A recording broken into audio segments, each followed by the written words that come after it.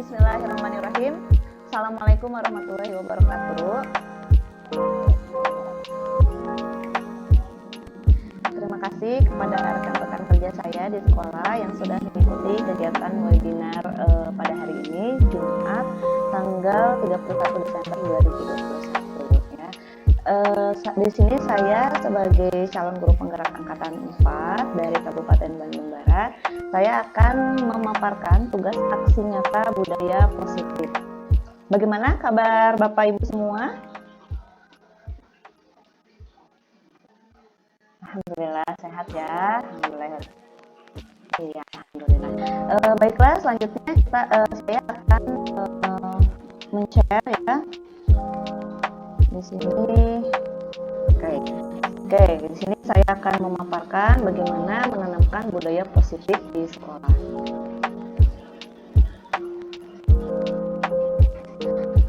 Adapun tujuan webinar pada hari ini yaitu peserta webinar memahami konsep budaya positif. Kesepakatan webinar yang pertama hadiah tepat waktu, kemudian buka kamera, yang ketiga berpartisipasi aktif, yang keempat mengatakan sebelum.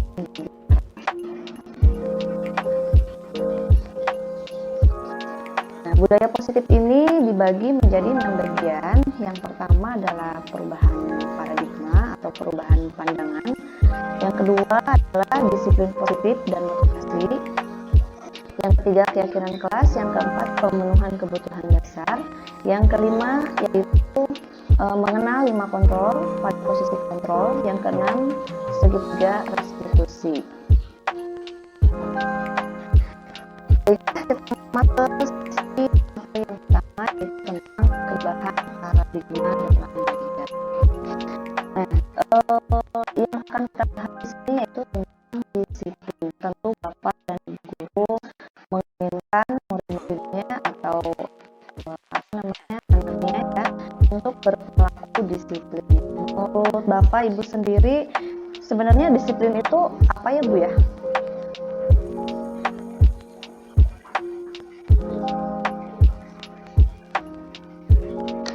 Disiplin, maaf sebentar.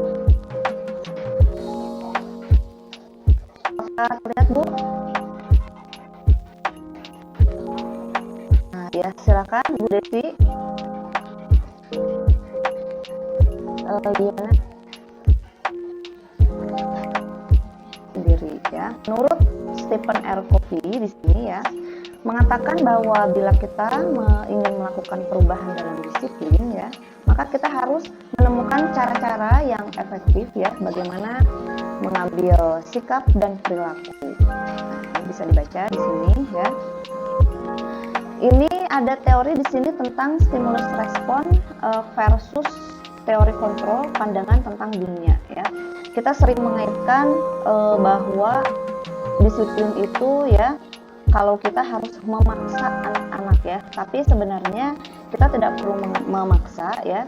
Nah, tapi hanya bisa menuntun anak-anak ya untuk melakukan hal-hal yang positif, yaitu dengan cara berkolaborasi, juga menciptakan konsensus pilihan-pilihan baru ya, seperti ini. Ini menurut pemikiran Ki Hajar Dewantara ya, bahwa pendidikan itu adalah menuntun segala kekuatan kodrat pada anak agar mereka dapat mencapai keselamatan dan kebahagiaan yang setinggi-tingginya sebagai manusia maupun anggota masyarakat. Nah, di sini kita mengacu kepada pemikiran Ki Hajar Dewantara bahwa kita sebagai pendidik itu ya, ini sama halnya dengan seorang petani. Diibaratkan sebagai seorang petani dan murid itu adalah sebagai padi. Jadi di mana anak-anak memiliki kodrat-kodrat yang sudah ada pada diri anak-anak. Nah, di sini kita guru bertugas sebagai penanam benihnya, kemudian menyirami padi tersebut ya, supaya menghasilkan padi yang bagus. Sekarang kalau misalnya padi tidak dirawat, apa yang terjadi?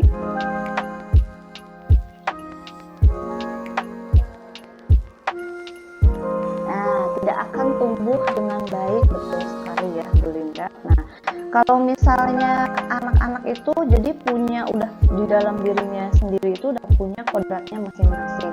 Tapi kita sebagai guru perlu merawatnya, perlu menuntunnya ya. Tapi dengan tidak memaksa ya, tapi dengan kodrat-kodrat yang sudah ada pada diri anak-anak. Nah, gitu ya. Nah, jadi kalau misalnya pemikiran-pemikiran Ki Hajar Dewantara ini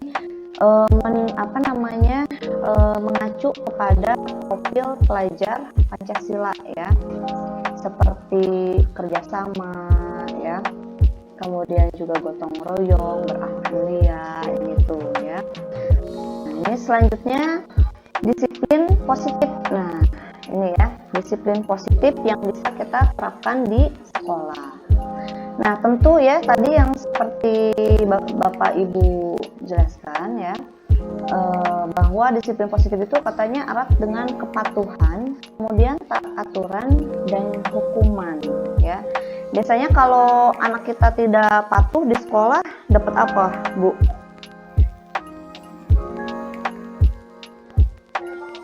Dapat hukuman ya, dapat hukuman biasanya. Kalau misalnya tidak taat gitu ya, tidak patuh, nah pasti ini dapat hukuman. Padahal ya dalam istilah disiplin positif ini kita tidak harus memberikan hukuman. Nah, justru hukuman itu adalah alternatif terakhir dan perlu kita tidak perlu kita gunakan ya kalau memang misalnya tidak perlu dihukum ya. Nah, bagaimana kalau misalnya sudah melanggar peraturan tetapi tidak dihukum? Apakah ada yang tahu, Bu? Belum ya. Nah, sekarang kita cari tahu ya. Nah, selama anak melakukan ketidaknyamanan atau melakukan kesalahan ya, pasti mereka mempunyai motivasi ya kenapa mereka melakukan hal tersebut atau misalnya melanggar peraturan ya. Nah, menurut Dan Gosen ya dalam bukunya Restructuring School Discipline, seorang manusia itu mempunyai 3 alasan motivasi perilaku ya. Kenapa seseorang bisa melakukan seperti itu? Nah, yang pertama, ini juga mungkin terjadi sama anak-anak kita atau sama murid kita ya. Nah, yang pertama, kenapa orang melakukan seperti itu? Yang pertama yaitu untuk menghindari ketidaknyamanan atau untuk menghindari hukuman. Kemudian untuk mendapatkan bukan hal-hal yang negatif, lebih baik kita mencari tahu kenapa anak tersebut melakukan hal-hal yang negatif ya. Apakah kebutuhan dasarnya terpenuhi atau tidak. Nah, selanjutnya ada keyakinan kelas. Nah, di sini keyakinan kelas versus peraturan kelas. Pernah dengar nggak, Bu, keyakinan kelas? Belum ya. Nah, ini yang saya dapatkan ya. Ini ada perbedaan antara peraturan kelas dengan keyakinan kelas ya. Jadi kalau misalnya sekarang kita bisa menerapkan atau mengganti peraturan kelas ini dengan keyakinan kelas ya. Nah, menurut Gosen, suatu keyakinan akan lebih memotivasi seseorang dari dalam atau memotivasi secara intrinsik. Nah, misalnya keyakinan itu seperti begini ya. Kalau misalnya ibu mau naik motor nih, keluar rumah misalnya. Ibu yakini harus apa aja ya, harus ngapain aja.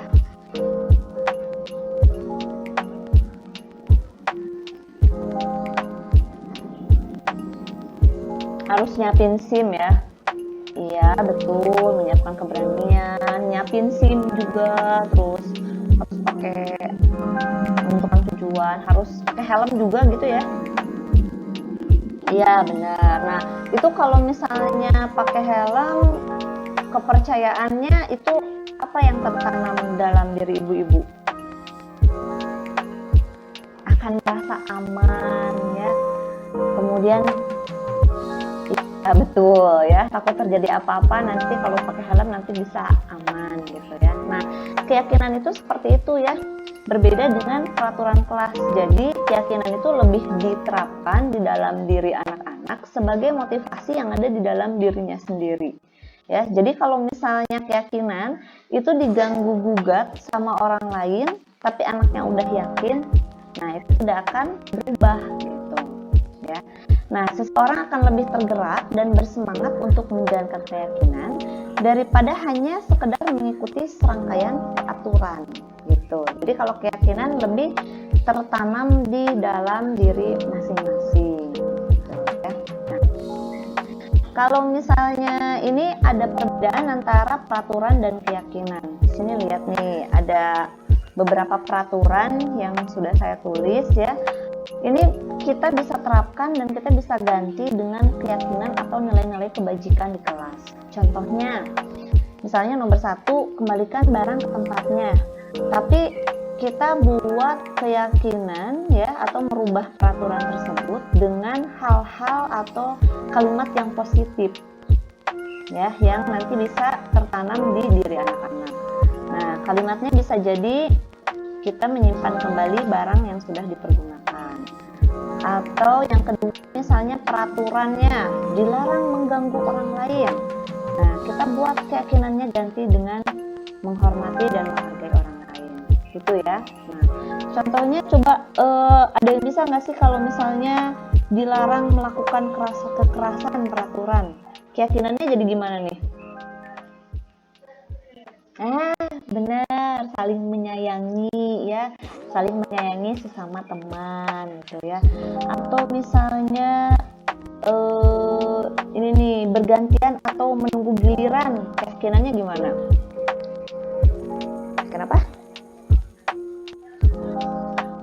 Sabar, benar ya, sabar, betul sekali. Wah, pada pinter nih ibu-ibu nih ya. Nah, itu bedanya peraturan dengan keyakinan, atau disebut juga dengan kesepakatan kelas ya. Nah, ini ada cara-cara bagaimana sih kita membuat kesepakatan kelas ya di kelas kita sendiri. Jadi kita bisa mengganti peraturan dengan kesepakatan kelas, dan ini dibuatnya oleh anak-anak dan disepakati oleh bersama juga ya. Nah, pertama caranya kita bisa melibatkan peserta didik ya, dan hindari kata tidak boleh dan jangan ya. Kalau tadi kan di peraturan ada jangan bertengkar, jangan datang terlambat. Nah, itu kalau di kesepakatan kita gunakan kata-kata yang positif, ganti kata tidak boleh dan jangan tersebut dengan yang lebih positif.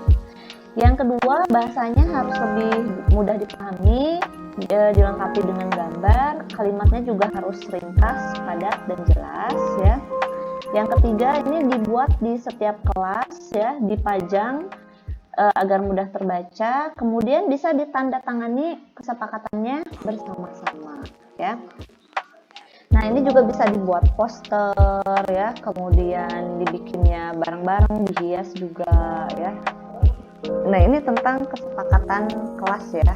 Nah, ini contohnya nih perbedaannya antara kesepakatan kelas dengan tata tertib. Nah, ibu bisa lihat sendiri ya di sini tata tertib yang biasa suka dipajang di sekolah ya. Nah, ini ada tidak boleh mencoret dinding, tidak makan, tidak menginjak. Nah, ini dipenuhi dengan kata tidak melanggar, tidak. Nah, tapi beda dengan kesepakatan kelas. Nah, disiplin waktu, saling menghargai. Kira-kira yang lebih enak dan mudah diikuti yang mana nih? Kesepakatan kelas ya. Kenapa nih kira-kira?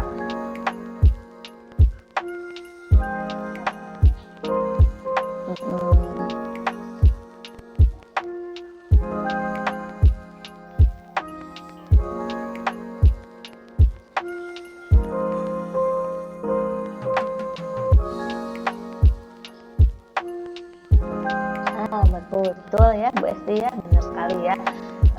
Bu Desi juga tadi ya, kata-katanya mudah dipahami. Kemudian Bu Esti katanya bilang bisa disepakati dulu bersama ya, dibuat bersama ya, tidak hanya mengikuti aturan-aturan yang sudah dibuat gitu ya oleh sekolah gitu. Nah, ini perbedaannya.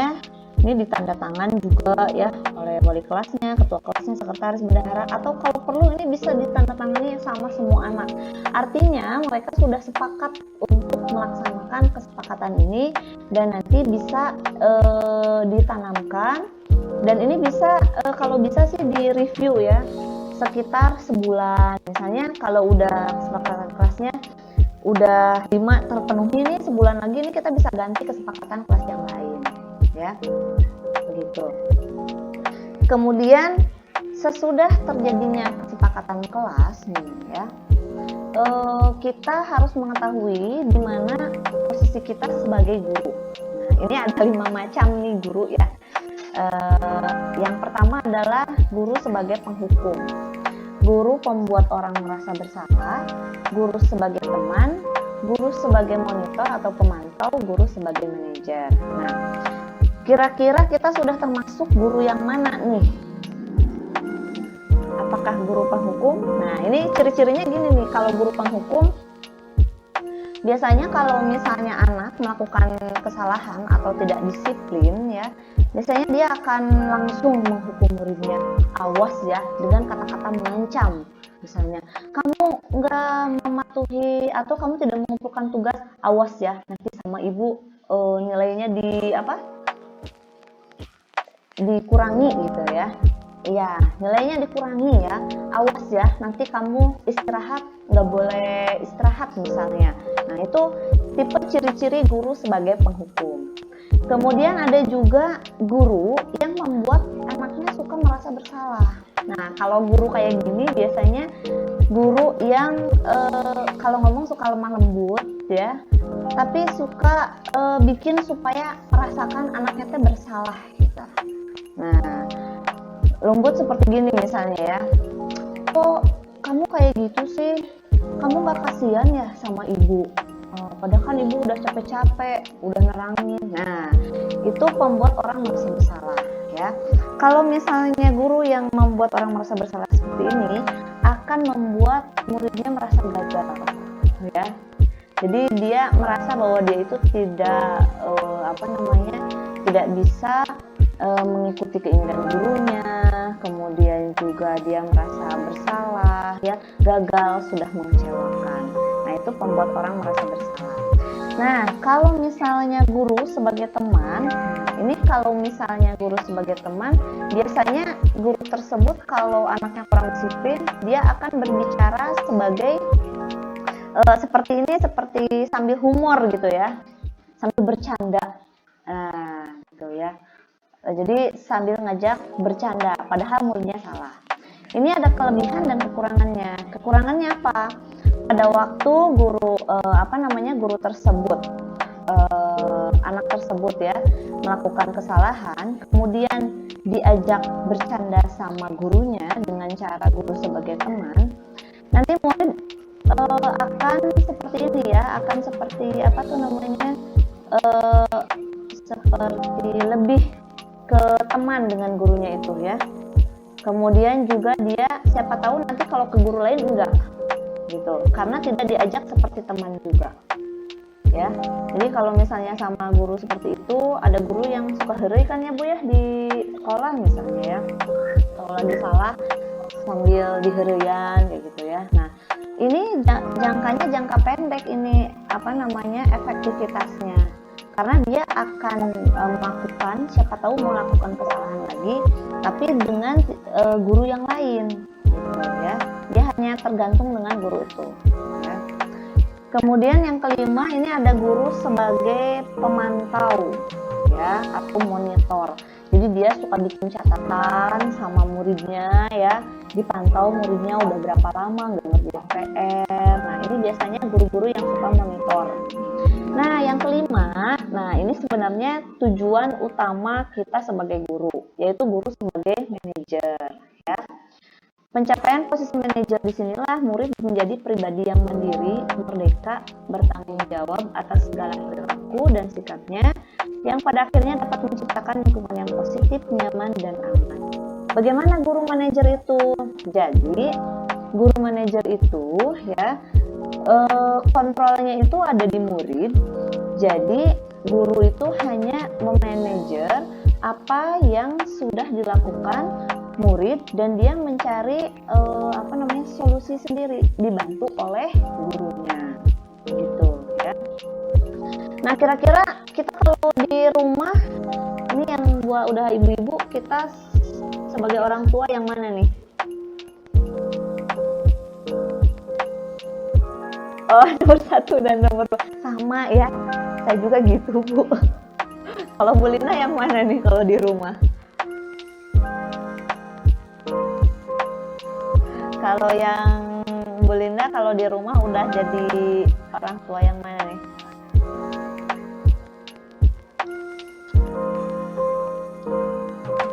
Penghukumkah, pembuat orang merasa bersalah, atau teman, pemantau, manajer? Oh, pemantau. Jadi banyak memonitoring gitu ya. Ya. Kalau Bu Desi nih kalau di sekolah yang mana Bu Desi?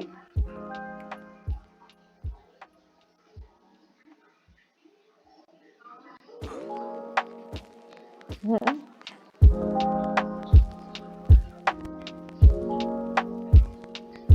Mm-mm.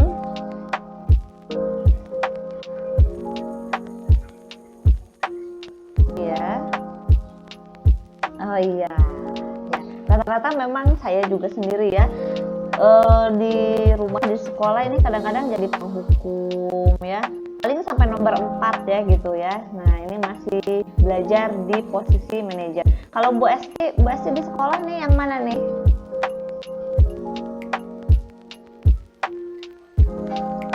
Halo Bu Esti.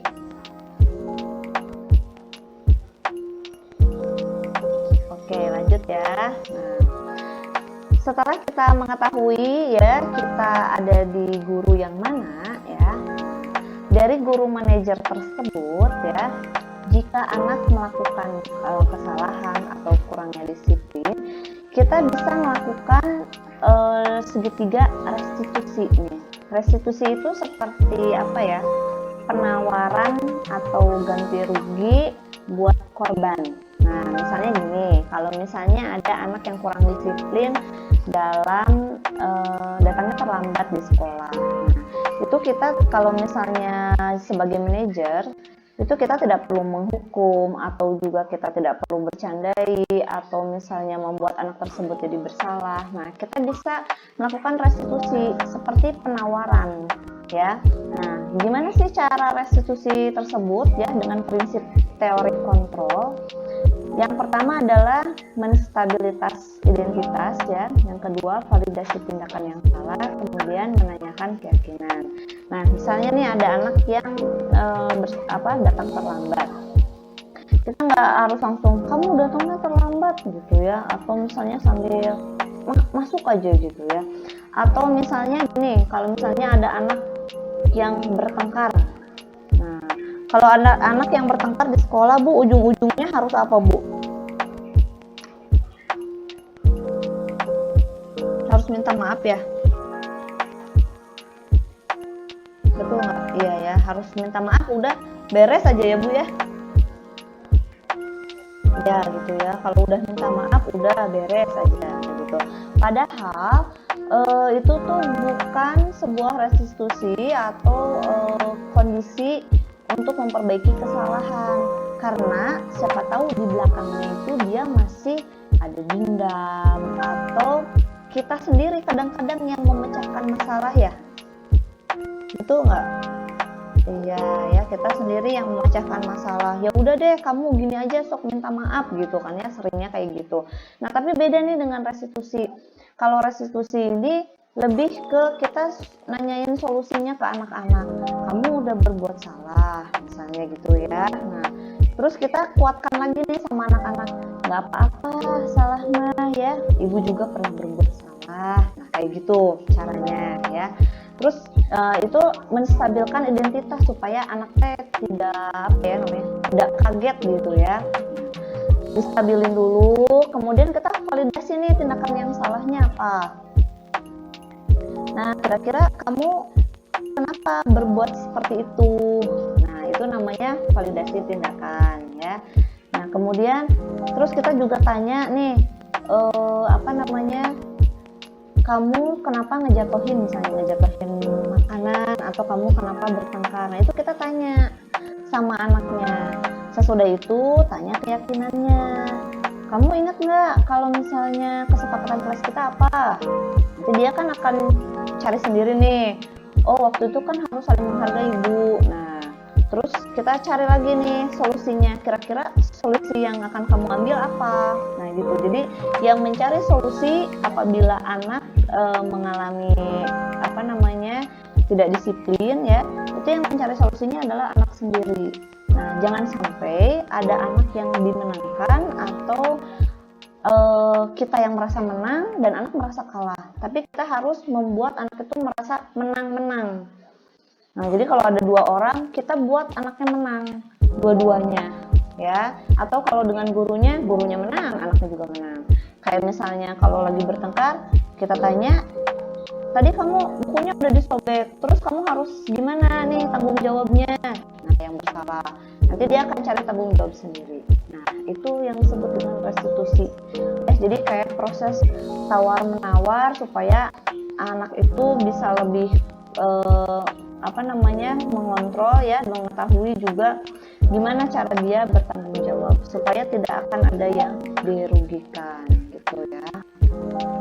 Nah, ini ciri-cirinya restitusi itu bukan untuk menebus kesalahan, jadi kayak cuman ya udah aku minta maaf aja. Nah, itu nggak bisa ya disebut restitusi. Kemudian restitusi itu gunanya untuk memperbaiki hubungan. Kemudian juga bukan tawaran ya, sebuah tawaran juga bukan paksaan. Jadi jangan kita suruh untuk minta maaf, ya udah deh minta maaf aja, enggak beres. Nah, itu bukan restitusi ya. Kemudian di sini juga bisa dibaca ya, restitusi fokus pada solusi, kemudian juga mengembalikan murid yang berbuat salah kepada kelompoknya. Ini ada rancangan tindakan budaya positif di sekolah yang sudah dibuat oleh saya ya.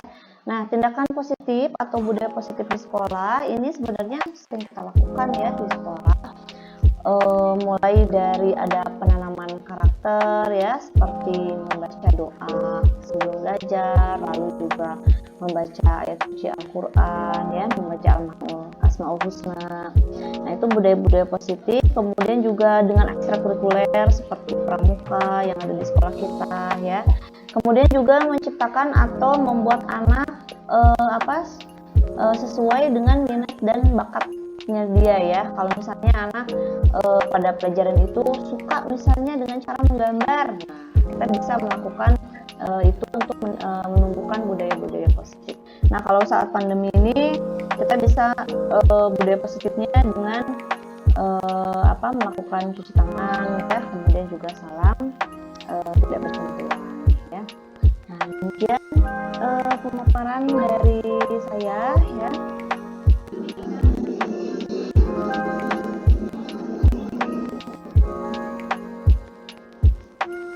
Waktu yang efektif mungkin begitu ya, jika ada yang melakukan kesalahan atau tidak melakukan budaya positif di sekolah.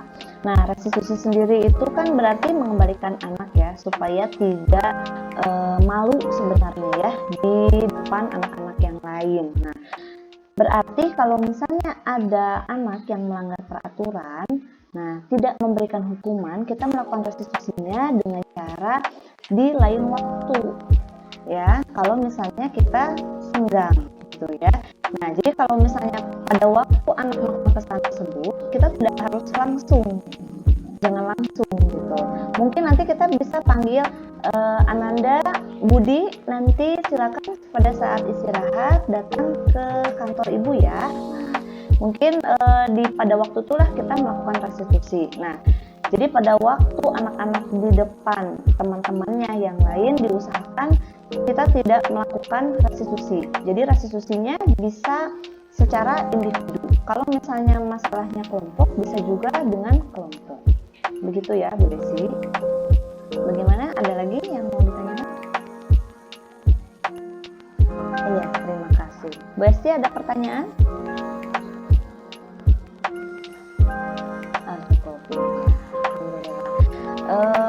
Pemaparan materi pada hari ini karena sesi tanya jawabnya juga sudah ya. Terima kasih saya ucapkan kepada guru-guru yang sudah mengikuti dari pemaparan materi saya, yaitu di webinar pentingnya menanamkan budaya positif di sekolah. Semoga ilmu yang saya berikan bisa bermanfaat ya untuk ibu-ibu semua. Wabillahi taufiq wal hidayah. Wassalamualaikum warahmatullahi wabarakatuh.